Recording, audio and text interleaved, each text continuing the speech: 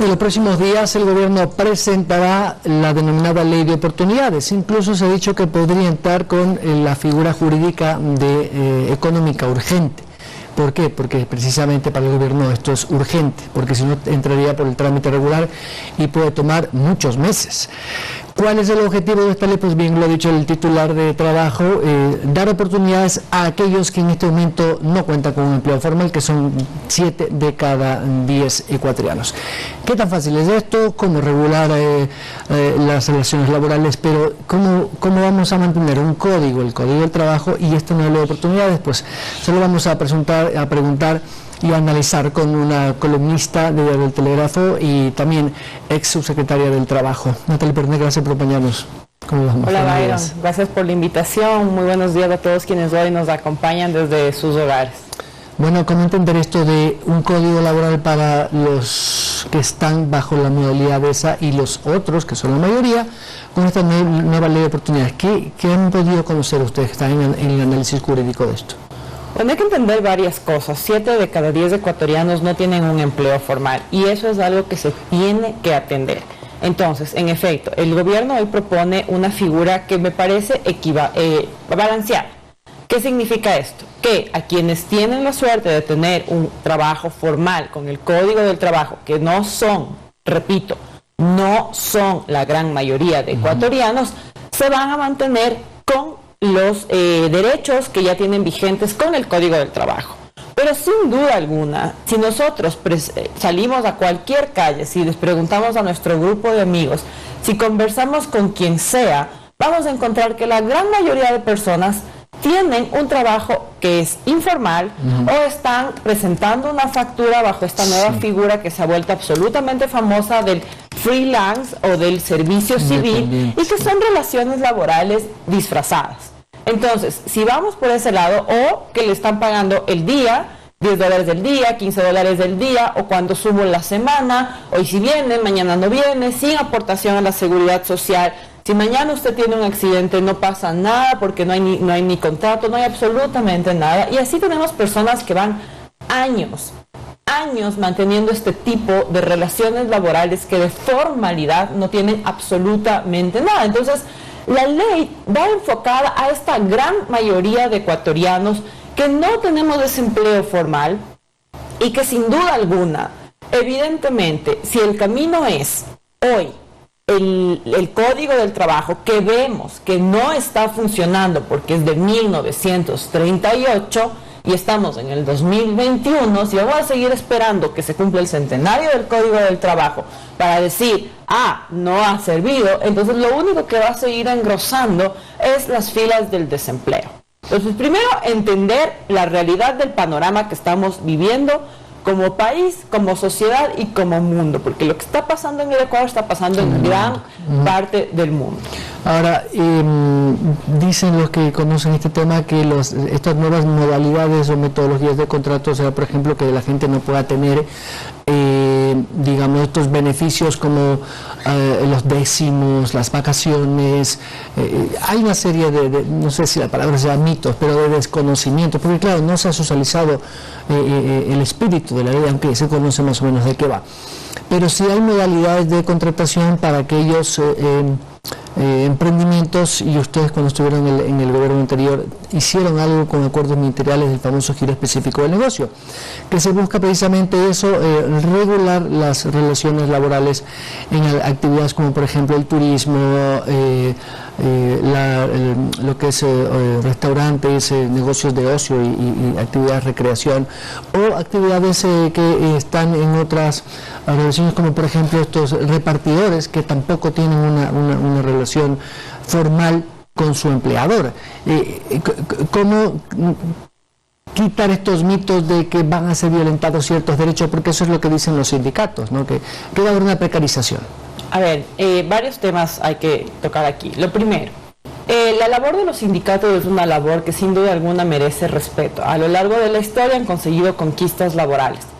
En la historia reciente, los sindicatos lamentablemente no han conseguido ningún tema de mejora y por el contrario, no todos, porque hay sus excepciones y quisiera dejar muy en claro que eso no es un tema de todos los sindicatos, pero sí varios sindicatos se han dedicado a un tema de manejo político. en lugar de buscar un tema de mejoras laborales. Y ahora, tenemos que pensar pragmática y prácticamente. Bajo ningún concepto puede haber una regresión de derechos y eso tiene que quedar claro. El derecho laboral es un derecho que va ganando, va adquiriendo beneficios y estos beneficios no pueden retroceder. Entonces, no se puede tocar ni las bonificaciones de ley como son los décimos, ni las vacaciones, ni las prestaciones. Eso no se puede tocar y eso no se va a tocar. Pero sin duda alguna, quizás algo que sí falta por parte del gobierno y por parte del Ejecutivo es manejar con mayor claridad por dónde va a ir esta ley de oportunidades. Porque cuando no se nos dice por completo qué puntos va a atacar, pese a que le he escuchado al señor ministro hablar de temas como la jubilación, de hablar de temas como la flexibilidad en las jornadas, hablar del tema de las modalidades, que como tú bien lo dijiste, existen dentro del acuerdo ministerial, pero si está en un acuerdo ministerial y no está en una ley de carácter orgánico, muchos empleadores no se sienten respaldados de utilizarla, porque saben que a la larga, si existe un código que tiene, y aquí me gustaría que las personas que nos están viendo sepan que en derecho hay algo que se llama la pirámide, un triangulito de la pirámide de Kelsen, en donde los acuerdos ministeriales y las resoluciones están en el último piso y el código orgánico está por ahí en el segundo o tercer piso. Entonces, difícilmente van a poder equipararse. Lo que se busca es que modalidades, jornadas, remuneraciones que existen dentro de acuerdos y que son específicos, porque no es lo mismo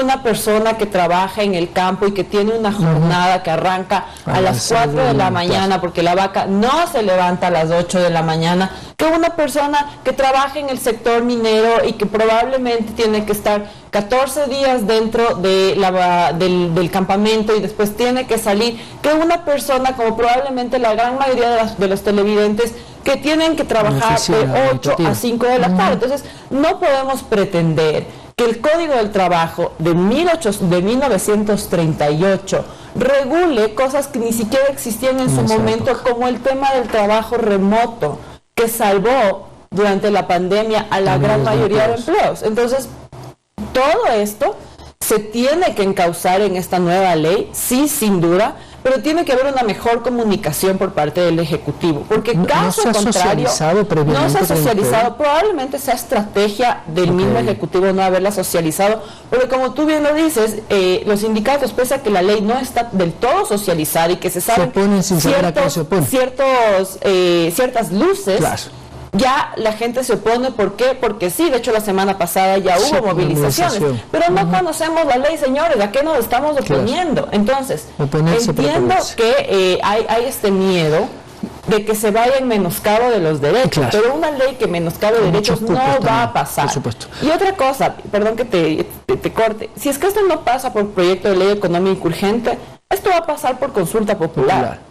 ¿La gente cree que apoya el tema? A ver, en las noticias, en todos los noticieros, estamos viendo a diario que hay compatriotas que están muriendo en las fronteras tratando de llegar a Estados Unidos. Para buscar un empleo. Es decir, hay seres humanos en nuestro país que prefieren arriesgar su vida para ir a trabajar de manera ilegal, ya no solo informal, sino ilegal, en otro país, que si probablemente les dejamos votar por un proyecto de ley que pudiese dotarles de formalidad en su país, lo van a hacer. El problema es el momento político en el que la consulta va a llegar, estando a las puertas de elecciones seccionales, en donde probablemente es grandioso decir que tienen que triplicar los salarios, que darnos mayores prestaciones y cosas bonitas como la Constitución que tenemos, ultra garantista, que no traspasa lo que tú tienes aquí, el papel. Natalie, ya en el tema procedimental o normativo, ¿cómo es eso que una ley que no es económica puede ser económica si va a legislar derechos laborales? Explícanos un poquito cómo plantearía el Ejecutivo esta normativa para que sea tratada como económica urgente, que como todos sabemos solo son 30 días cuando es económica urgente, o si no regular puede durar muchos meses. A ver, el trabajo no se crea por decreto. Entonces, si mañana el presidente hace una ley que solamente contemple normativa laboral, no va a haber un impacto para nada dentro de las cifras, o si llegase a haber, sería un impacto mínimo. Para que exista trabajo, tiene que haber una política económica y una política productiva de por medio. Entonces, la nueva ley de oportunidades, y eso sí le he visto decir al titular de dicha cartera de Estado, va a abarcar estos tres frentes, porque si no se abarca un frente económico, si no se ponen políticas tributarias, políticas productivas, políticas económicas y políticas laborales, decir desde mañana hay una ley que me permite a mí trabajar en dos lugares y estar cubierta por el seguro social, que es uno de los temas principales que hay que atacar. Si el sistema del Instituto Ecuatoriano de Seguridad Social no se adapta a lo que sea que vayan a sacar dentro de la nueva ley de oportunidades, porque ni siquiera se termina de adaptar a la ley humanitaria, una vez más vamos a quedar en cero. O sea, si el sistema intocable del IES no se adapta y no evoluciona junto con este proyecto de ley, una reforma también de la seguridad social. Realmente el proyecto de ley que van a expedir el Ejecutivo debería sí o sí venir de la mano con una reforma al tema de las prestaciones de seguridad social. Porque a las aportaciones, al sistema de aportaciones. Al sistema que tienen dentro del IES. Okay. Yo debería estar en la capacidad de que si trabajo 3 meses o si trabajo 2 horas al día, pueda estar cubierto al menos de manera proporcional al tiempo en el que trabajo al Instituto Ecuatoriano de Seguridad Social. Sin perder mis derechos de aportación. Exactamente, porque caso contrario, si yo no estoy al menos 3 meses, no tengo derecho a nada. Así es. Entonces, la cantidad de personas que tienen trabajos parciales o que están ahorita de freelance, es del 70%. Ni siquiera están ni siquiera están dando una aportación voluntaria por estar afiliados a título personal. Entonces son ciudadanos de este país. Defensión de la seguridad social. Mañana les pasa algo y no tienen en dónde recibir protección, ni seguro de desempleo, ni jubilación, ni prestaciones de salud. Entonces, si la reforma laboral no se hace amiga del Instituto Ecuatoriano de Seguridad Social, de políticas económicas, de políticas tributarias, que tengo entendido sí vienen incluidas, la de seguridad social no han dicho nada y tiene que estar incluida, poco, nada va a servir. Hay que estar pendientes para saber qué es exactamente el espíritu de Natalie. Muchas gracias. Gracias a ustedes por la invitación y a quienes nos acompañaron hoy, pues que tengan un buen inicio de semana.